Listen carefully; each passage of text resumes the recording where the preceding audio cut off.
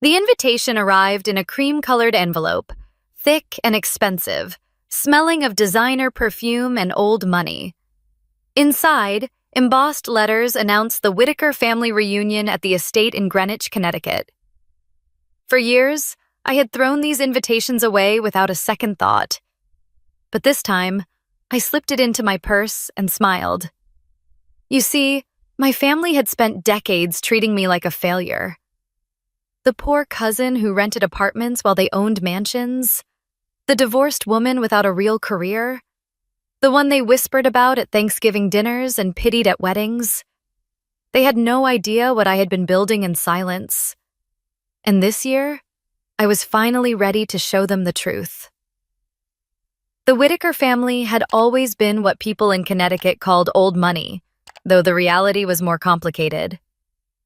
My grandfather built his fortune in commercial real estate during the 1970s, buying shopping centers and office buildings when nobody wanted them. He taught me that wealth meant responsibility, that buildings were meant to house communities, not just collect rent checks. But when he passed, that philosophy died with him. My aunts and uncles turned the family name into a competition. Who had the bigger house in Fairfield County? Whose children attended the best prep schools? Whose vacation photos from the Hamptons got the most likes on social media? Status became oxygen, and if you could not prove your worth with marble countertops and luxury cars, you simply did not matter. I learned this early. At 12 years old, I showed up to Thanksgiving dinner in a sweater from Target while my cousin Harper wore Burberry. Aunt Lorraine pulled my mother aside and whispered loud enough for me to hear that it was embarrassing, that we needed to try harder. My mother cried in the car on the way home. I decided that day that their approval was not worth chasing. But that did not stop them from reminding me, year after year, that I had fallen short. When I dropped out of law school to study real estate development, they called it quitting. When I got divorced at 29, Aunt Lorraine said I had wasted my only chance at stability. When I chose to rent a small 2-bedroom apartment in Stamford instead of buying a house I could not afford, Uncle Gerald joked at Christmas that I would be a renter forever. Nobody asked what I was doing with my time. Nobody wondered why I attended every zoning board meeting in 3 counties, or why I spent weekends walking through abandoned properties with contractors twice my age. They saw my thrift store coats and 10-year-old Honda and assumed I was struggling. And I let them think that, because their assumptions became my armor. The less they expected, the less they interfered. This year, though, something had shifted. I had spent the last 6 years building Whitestone equity from nothing. I had acquired 7 properties, renovated dozens of units, and created affordable housing in communities that desperately needed it. My firm was small but profitable, and more importantly, it stood for something beyond profit margins. And 3 years ago, I had made the most significant purchase of my career: a newly renovated apartment complex in Greenwich called Whitaker Residences. The irony was not lost on me. The building sat just 2 miles from the family estate, a beautiful brick structure with 24 units, updated plumbing, energy-efficient windows, and rents stabilized below market rate. I had bought it quietly through my LLC during the pandemic when the previous owner needed to sell fast. I had poured everything into making it a place where people could actually afford to live with dignity. What I had not advertised, what nobody in my family knew, was that 6 of those units were occupied by Whitakers. Aunt Lorraine and Uncle Gerald downsized there after his investments soured. Harper moved in after her husband's tech startup collapsed. Even my parents quietly relocated there when my father's retirement fund took a hit during the market crash. They had no idea their landlord was me. The management company handled everything. Rent checks went to a corporate address. Maintenance requests were answered by staff.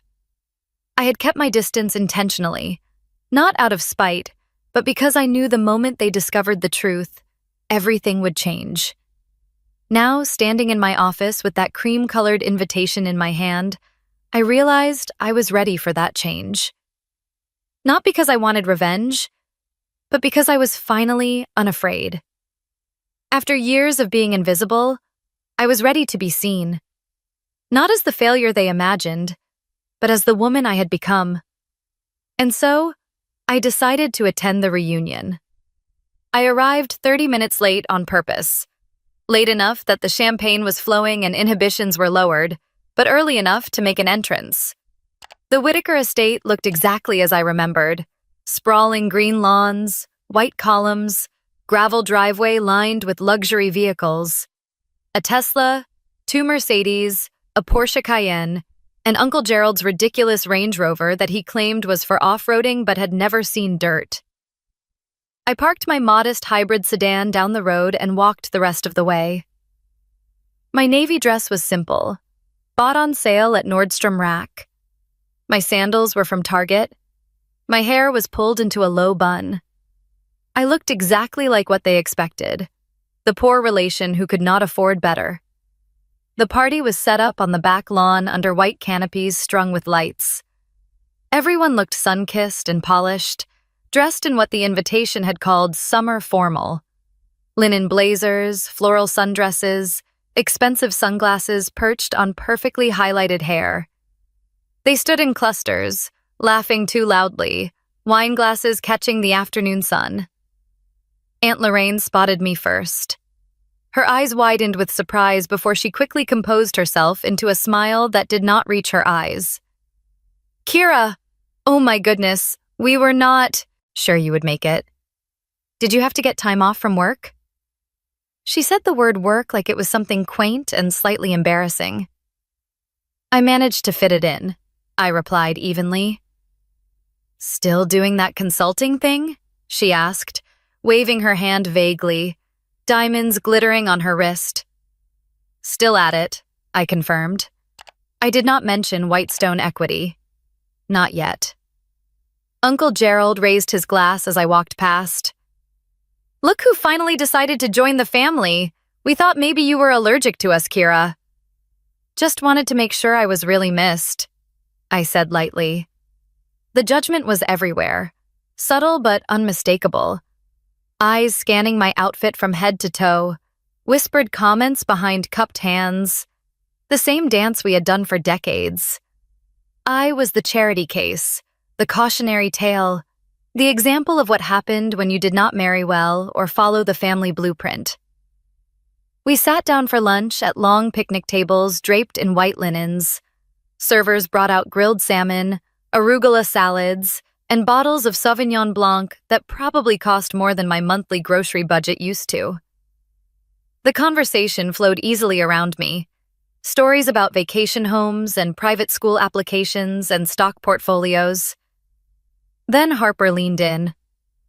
My cousin had always been the prettiest, the most confident, the golden child who could do no wrong. She had recently closed on a 4-bedroom colonial in the suburbs and had not stopped talking about it on social media for 3 months. "So, Kira," she said, her voice dripping with false sweetness, "are you still renting?" The table quieted slightly. A few heads turned. "I am," I said simply, taking a sip of iced tea. Someone laughed. "You are what, 35 now? Do not you think it is time to stop throwing money away and build some equity?" Harper adjusted her diamond bracelet, a gift from her mother-in-law. "Seriously, Kira, you need to grow up and invest in your future. Renting is just burning cash." Another cousin chimed in. "The housing market is insane right now. If you do not already own property, you are basically locked out forever." I set down my glass slowly. They were all watching me now, waiting for me to shrink, to make excuses, to play the role they had written for me years ago. Instead, I leaned forward and smiled. "You are absolutely right," I said calmly. "The market is tough. That is why I decided to take a different approach." Harper raised an eyebrow. "What do you mean?" I paused, letting the silence stretch just long enough to make them uncomfortable. "Instead of buying a house," I said slowly, I bought the building. Forks froze midair. Wine glasses paused at lips. The laughter died instantly. What building? Aunt Lorraine asked, her voice sharp. I turned and pointed across the lawn toward the row of brick townhouses visible in the distance, the ones where most of my family now lived. That one, I said. Whitaker Residences, every single unit. The silence that followed was absolute. Even the birds seemed to stop singing. Faces that had been flushed with wine and laughter turned pale. Harper's mouth opened and closed like she was trying to form words, but had forgotten how language worked. "You are joking," Aunt Lorraine finally said, forcing out a brittle laugh. "Kira, that is not funny." "I am not joking," I replied calmly. Uncle Gerald leaned forward, his expression shifting from amusement to suspicion. "You are telling us that you own Whitaker Residences? The entire complex?" "Through my firm, Whitestone Equity. I purchased the property in October of 2020 during the market dip. We renovated all 24 units, updated the electrical systems, replaced the plumbing, installed energy-efficient windows, and brought in local contractors for the work." Harper's voice came out strangled. "You are saying you bought that building? The whole thing?" I nodded. "Closed on it 3 years ago." "That is impossible," she whispered. "You were still renting that tiny apartment. You did not have that kind of money." "I did not advertise what I was doing," I said. "I was busy building something real instead of posting about it on Instagram." The insult landed. Harper flinched. They were all doing the math now, rewinding through years of family gatherings, trying to reconcile the woman they had dismissed with the reality sitting in front of them. They remembered the surface. My secondhand furniture, my practical car, my absence from their country club brunches. But they had never asked about the late nights, the zoning meetings, the properties I was quietly acquiring and improving. "So we pay you rent?" Harper's voice was barely audible, thick with humiliation. "Indirectly, yes, through the management company. I kept my ownership private for exactly this reason. I did not want it to become a spectacle." The weight of that statement settled over the table like fog. Every rent check they had written, every maintenance request they had submitted, every lease renewal they had signed, had quietly landed on my desk. The cousin they had pitied for years was their landlord. Aunt Lorraine's face had gone from pale to red. "This is manipulation. You hid this from us deliberately." "I kept my business private," I corrected. "There is a difference, and frankly, none of you cared enough to ask what I was actually doing with my life. You just assumed I was failing because I was not performing success the way you expected." Uncle Gerald cleared his throat, clearly trying to regain some control. "Well, what are you planning to do now? Raise our rents? Evict us?" "Why would I do that?" I asked genuinely. "You are good tenants. You pay on time, mostly. You take care of the units. I prefer stable, long-term renters. It is better for everyone." Harper slammed her glass down, wine sloshing over the rim. "Then what was the point of this? You just wanted to humiliate us?" I looked at her, really looked at her, and felt something unexpected. Not anger, but sadness. "No, Harper, I wanted you to see me. Actually see me. Not the version you invented to make yourselves feel superior, but the real person who has been here all along." Nobody knew what to say. For once in their lives, the Whitakers were speechless. I stood up slowly, placed my napkin on the table, and smiled. "Enjoy your lunch. The salmon looks wonderful." As I walked away, I heard Aunt Lorraine whisper to someone, "That girl is not who we thought she was." She was right, and they were only beginning to understand how little they had actually known about the woman they had spent years underestimating. The revelation was just the beginning. What came next would change everything. I did not sleep well that night. After leaving the reunion, I drove the long way home, windows down, letting the summer air clear my head. When I finally walked into my apartment, I sat at my small kitchen table and pulled out an old journal I kept tucked in a drawer. Inside was a folded letter in my mother's handwriting, written the week I dropped out of law school. "Kira, this is not the path we imagined for you. We are worried. Real estate is unstable. Law is a profession. Please be careful not to waste your potential." I did not blame her for writing it. In our family, value was measured in titles and degrees, in things you could brag about at dinner parties. My mother had spent her whole life trying to fit that mold, and she wanted to protect me from what she saw as failure. But she had never understood that I was not running away from potential. I was running towards something she could not see. The truth was, my journey started in the wreckage of my divorce. At 29 years old, I walked away from a marriage with almost nothing. My ex-husband kept the house, the furniture, the life we had built together. I moved into a cramped apartment in Stamford, with a suitcase and a bank account that had $3,000 in it. Most people would have called that rock bottom. I called it freedom. For the first time in my life, nobody was watching. Nobody was judging. Nobody cared what I did next. And so I started learning. I enrolled in real estate development courses at the community college. I volunteered for local housing nonprofits.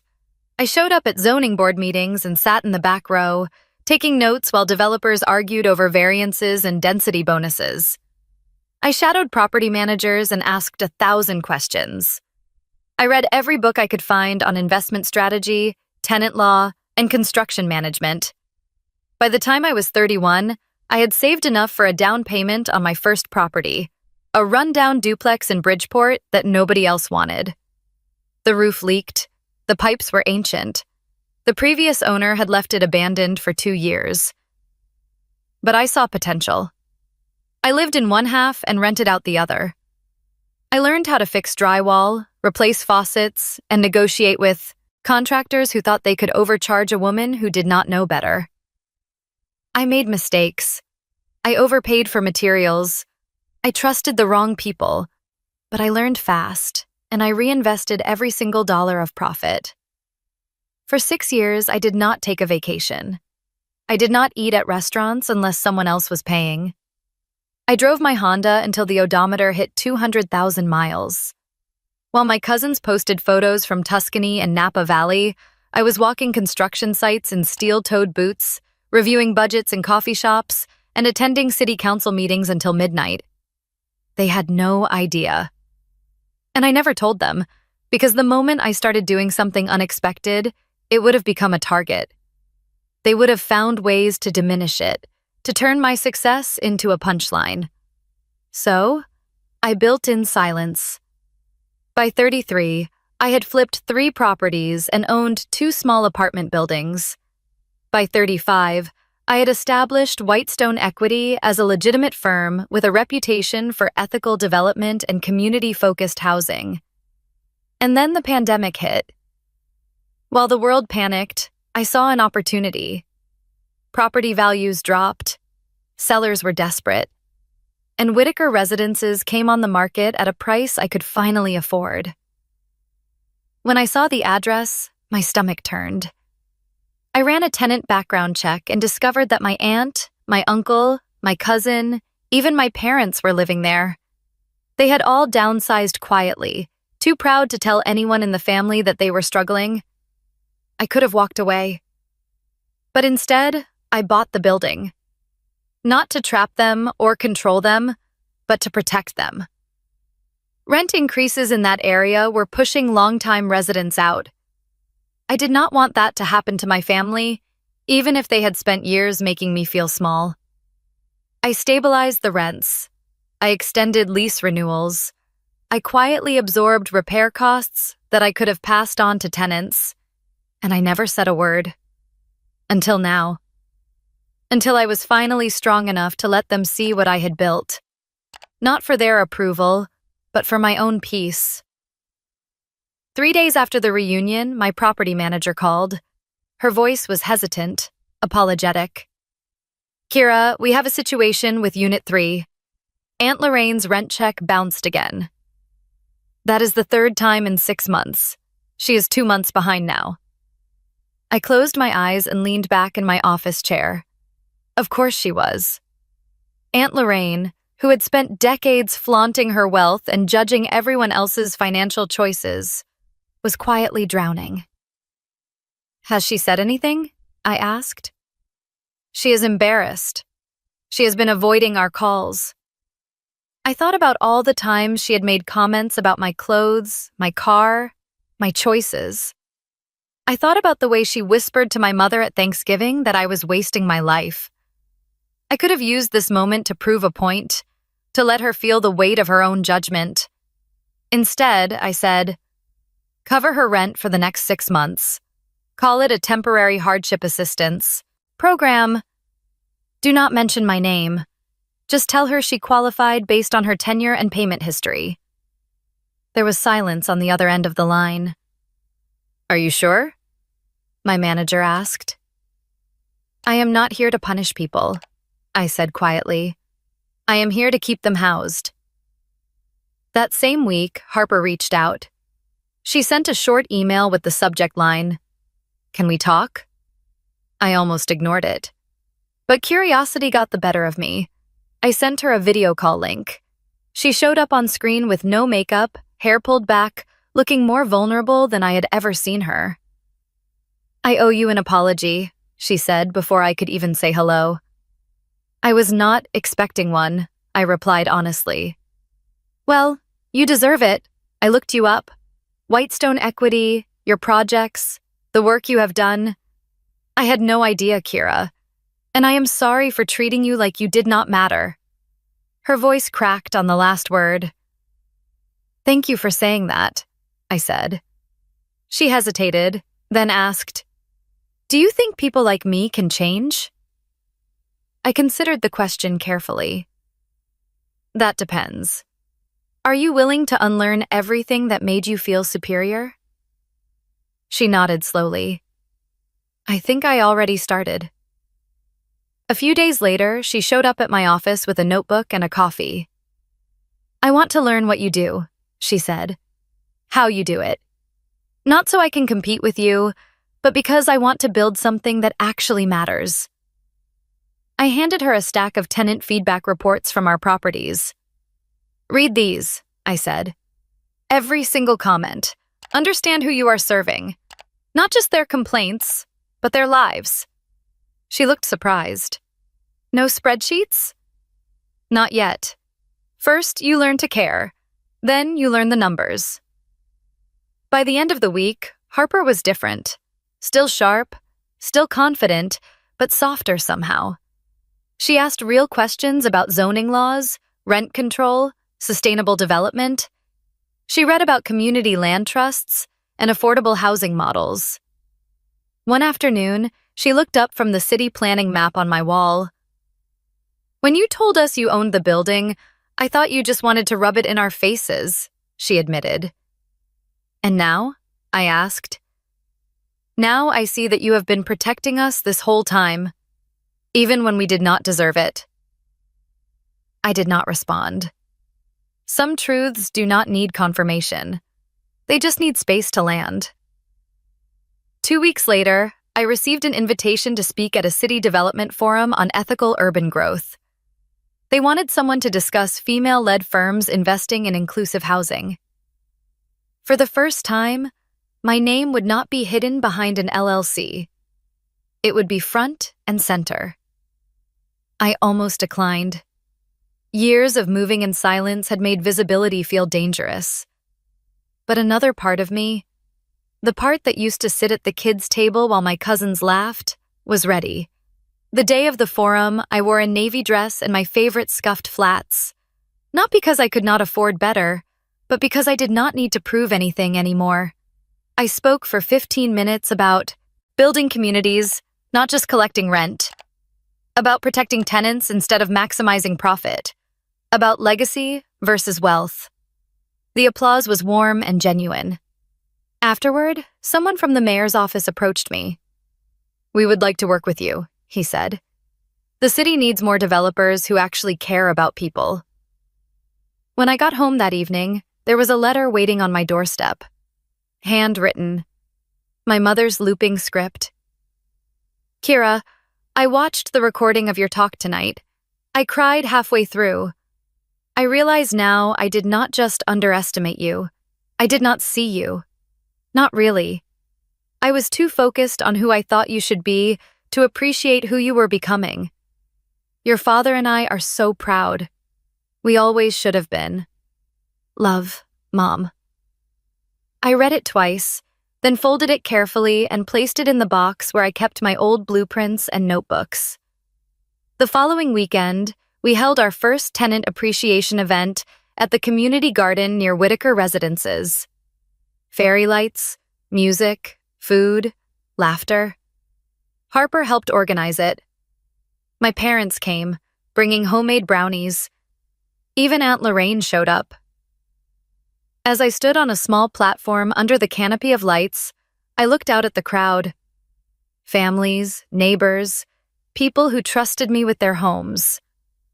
"Real success is not about square footage or price tags," I said. "It is about repaired roofs and safe hallways. It is about neighbors who know each other's names. I used to think legacy was something you inherited. Now I know it is something you create, brick by brick, lease by lease, story by story." The applause was soft but real. Later, as the event wound down, Aunt Lorraine approached me quietly. "I heard what you did with the rent," she said, voice uncertain. "Thank you, and I am sorry for how we treated you." I nodded. "Thank you for saying that." She paused, then added, "Your grandfather would be proud, you know." I smiled. "I hope so." That night, I returned to my old apartment and sat on the floor. I opened my notebook and wrote, "Legacy is not in the name on the building, but in the lives inside it." I did not set out to prove anyone wrong. I set out to prove something to myself. That kindness is not weakness. That quiet work matters. And in the end, I did not need them to see me. I just needed to be me. If this story moved you, I would love to hear your thoughts in the comments. And if you believe in building legacies that matter, subscribe for more stories like this. Thank you for listening.